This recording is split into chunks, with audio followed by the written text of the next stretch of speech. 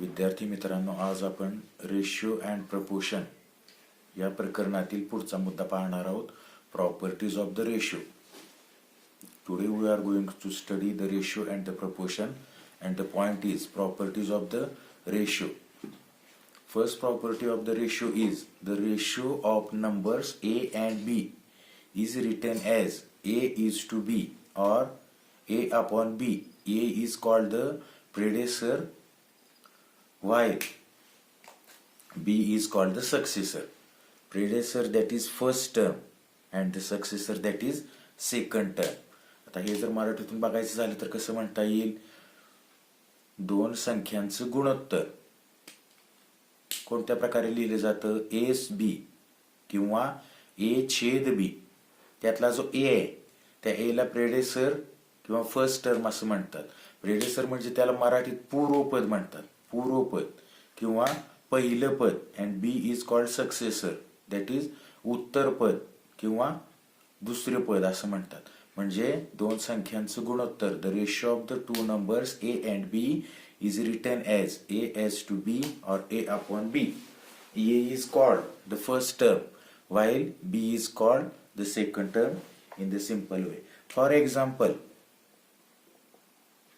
if the given ratio is 3 as to 4, we can write this as 3 upon 4. 3 is called the first term, that is pratham pad, and 4 is called the second term, that is उत्तर पद. म्हणजे 3:4 या गुणोत्तरात अंश जो 3 आहे आणि छेद जो 4 आहे, तर अंशाला म्हणायचं प्रथम पद आणि छेदाला म्हणायचं द्वितीय पद किंवा पूर्व पद आणि उत्तर पद. The second property in the ratio is, in the ratio of two numbers, if the second term is 100, then it is known as the percentage.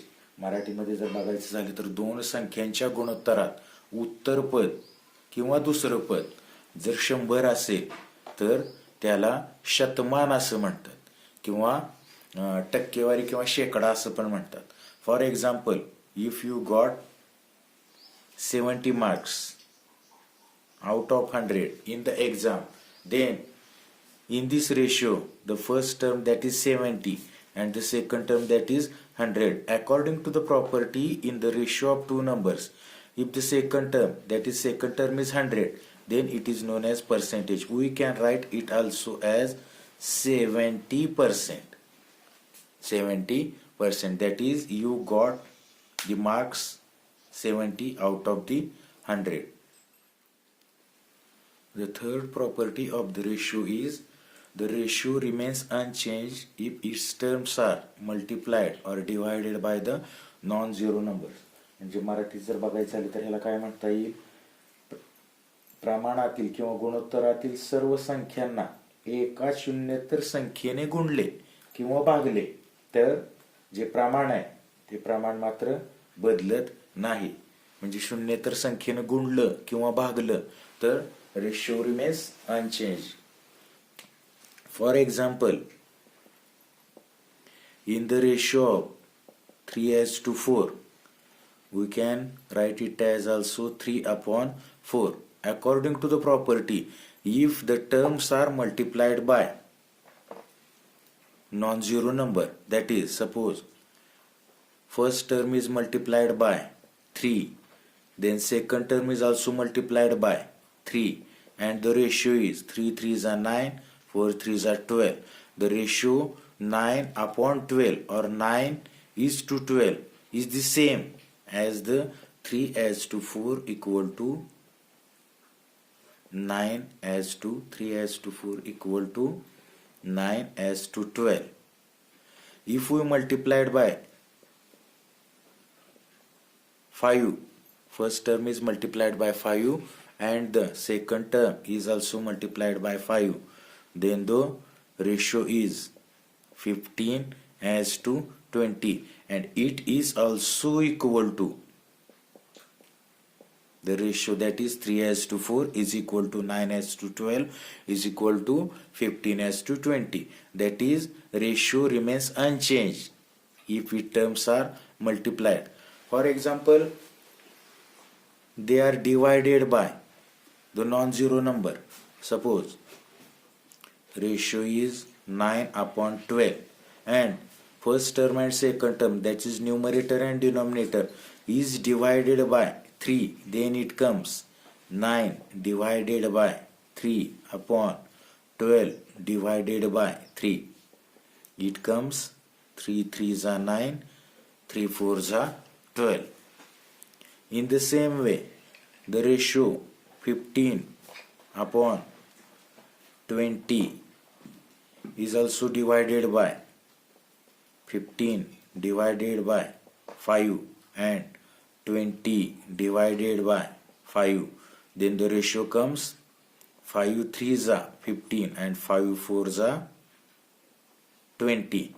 Therefore, these ratios, if multiplied by non-zero numbers, then they are also equal, that is, remains unchanged. And if this ratio is divided by, that is, first term and second term is divided by non-zero number, then also they are remains unchanged. Marathi जर बघायचं झालं तर आपण म्हटलंय की जर त्याच्या ज्या पद आहेत म्हणजे पूर्वपद आणि उत्तरपद किंवा पहिलं पद आणि दुसरं पद थोडक्यात अंशाला आणि छेदाला एकाच संख्येनं गुणलं किंवा भागलं, मात्र ती संख्या कशी असावी? नॉन झिरो नंबर, शून्येतर संख्या असावी. म्हणजे अंशाला आणि छेदाला शून्येतर संख्येनं गुणलं किंवा भागलं तर ते जे गुणोत्तर आहे ते त्यात कोणताही बदल होत नाही किंवा त्याच्या किमतीत बदल होत नाही. उदाहरण जर घ्यायचं झालं तर हे घेतलंय आपण 3/4. मग अंशाला पण आपण 3 गुणतोय, छेदाला पण 3 गुणतोय आणि मग येणारं जे गुणोत्तर आहे ते होतं 9/12. समजा अंशाला 5 गुणलंय, छेदाला पण 5 गुणलंय, तर येणारं गुणोत्तर होतं 15/20. थोडक्यात 3/4, 9/12 आणि 15/20 ही गुणोत्तर एकसारखे आहेत, त्यात कोणताही बदल झालेला नाही. आता हेच जर आपण बघितलं बदल कसा झाला नाही, तर समजा एकाच संख्येनं जर भागलं, समजा हे गुणोत्तर आहे 9/12, 3 भागलं अंशाला पण, 3 भागलं छेदाला पण, तर येणारं गुणोत्तर येतं 3/4. 15/20 ला 5 अंशाला पण आणि 5 छेदाला पण भागलं तर येणारं गुणोत्तर येतं 3/4. म्हणजे ऍक्च्युली आपण ज्याला 9/12 म्हणतोय ते सोपं रूप दिल्यानंतर होतं 3/4. ज्याला 15/20 म्हणतोय तेही सोपं रूप दिल्यानंतर होतं 3/4. म्हणजे 3/4 हे जे गुणोत्तर आहे कोणत्याही संख्येनं गुणलं तरी त्याची किंमत बदलत नाही किंवा कोणत्याही शून्येतर संख्येनं अंशाला आणि छेदाला भागलं तरी सुद्धा त्याची किंमत बदलत नाही. The next property of the ratio is the quantities taken in the ratio must be expressed in the same unit. म्हणजे ज्या राशी दिलेल्या आहेत किंवा ज्या गोष्टी दिलेल्या आहेत आपल्याला गुणोत्तरात त्यांची एकक समान असावीत असा त्याचा अर्थ आहे. Must be expressed in the same unit. त्यांची जी एकक आहेत त्यांची एकक समान असली पाहिजे. For example, in the ratio of 2 kg and 300 gram. This is the ratio, that is first term is 2 kg and second term is 300 gram. According to the property, the quantities taken in the ratio must be expressed in same unit. The unit of first term is kg and the unit of second term is gram. That is, these units are not the same. Therefore, first we have to do the units in the same. That is, there are two methods of writing the units, MKS and CGS. Kilogram is the MKS unit while the gram is the CGS unit. The relation between kilogram and gram, 1 kilogram is equal to 1000 gram. Therefore, 2 kg is equal to 2 multiplied by 1000 is equal to 2000 gram. That is, first term is in gram and second term is also in gram. Therefore, the new ratio should be 2000 grams divided by 300 grams, and according to the rule they are expressed in same units.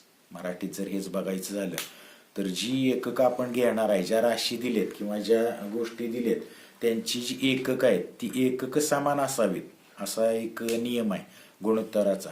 उदाहरणच घ्यायचं झालं तर 2 kilogram आणि 300 gram याचं जर गुणोत्तर घ्यायचं झालं म्हणजे अंशाला 2 किलोग्रॅम आणि छेदाला 300 ग्रॅम असं जर घ्यायचं झालं तर आपल्याला हे गुणोत्तर काढता येत नाही किंवा ह्याला सिम्प्लिफाय करता येत नाही, सोपं रूप देता येत नाही. का? कारण नियमानुसार त्यांची एकक समान नाहीत आणि ती समान करण्यासाठी मापनाच्या 2 पद्धती असतात, एक MKS पद्धत आणि एक CGS पद्धत. तर त्या पद्धतीमध्ये कोणतं तरी MKS मध्ये तर दोन्ही असावीत किंवा CGS मध्ये तरी दोन्ही असावीत. आणि मग आपण हे काय करतोय, MKS चं CGS मध्ये रूपांतर करताना 1 किलोग्रॅम म्हणजे किती ग्रॅम असतात, 1000 ग्रॅम. आपल्याला पहिलं जे पद आहे फर्स्ट टर्म आहे ती 2 kg आणि 2 kg करत 2 kg चे ग्रॅम करत असताना 2 ला कितीनं गुणणार आहे आपण, 1000 आणि होतील किती ग्रॅम, 2000 ग्रॅम.